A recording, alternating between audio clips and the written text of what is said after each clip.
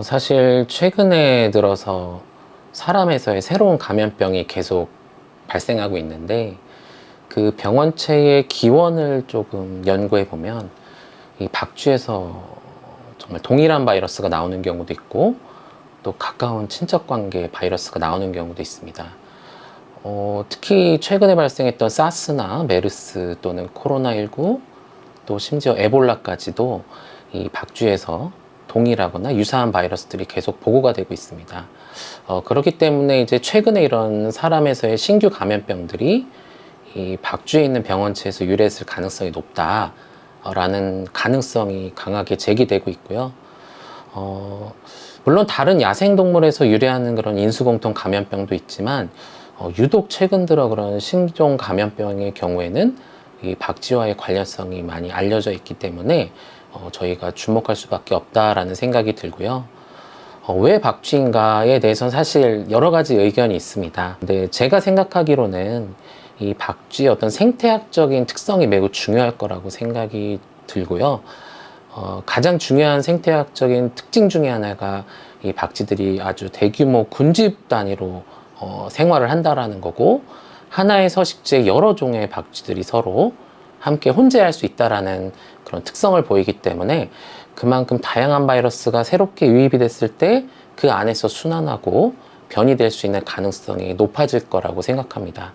물론 중간에 매개하는 동물들도 있겠지만, 1차적으로는 이런 박쥐에서 순환하고 있는 바이러스들을 박쥐의 생태학적인 특성과 연계해서 함께 연구해 본다라면, 우리가 앞으로 우리에게 혹시라도 발생할지 모르는 그런 새로운 바이러스들을 좀 미리 좀 대응할 수 있는 기회가 되지 않을까라고 해서 이런 연구가 중요하다고 생각합니다.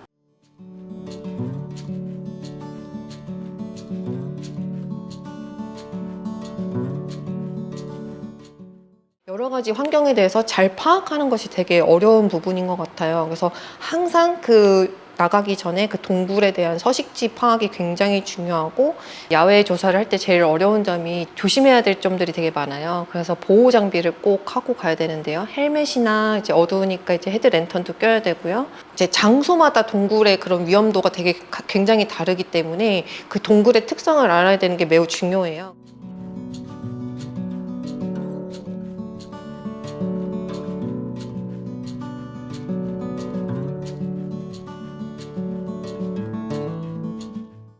박쥐의 세균, 바이러스를 채취하기 위해서 크게 세 개를 모으는데요. 구강, 피부, 분변을 모읍니다. 피부와 구강 같은 경우에는 면봉을 이용하여서 채취를 하고요. 분변 같은 경우에는 신선한 분변이 필요하기 때문에 동굴 밑에 이제 비닐을 깔아놓고 박쥐가 이제 똥을 싸면 그걸 수거해요.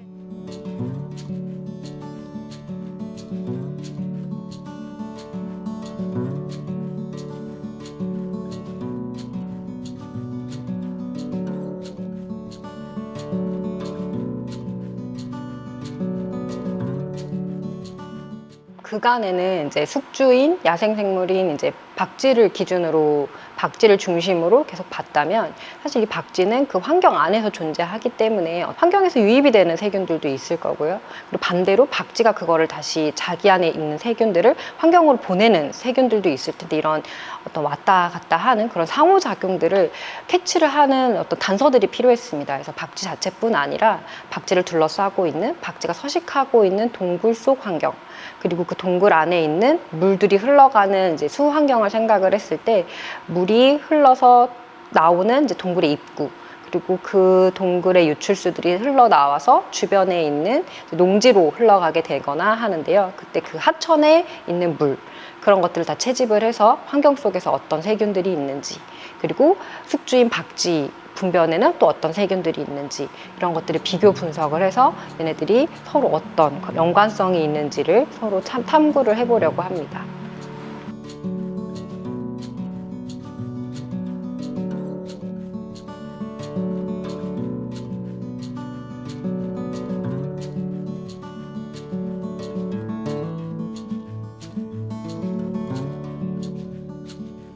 감염병 예방을 하는 데 있어서 효과적으로 감시를 진행을 할 수 있는 기초 자료가 될 것이라 생각이 됩니다.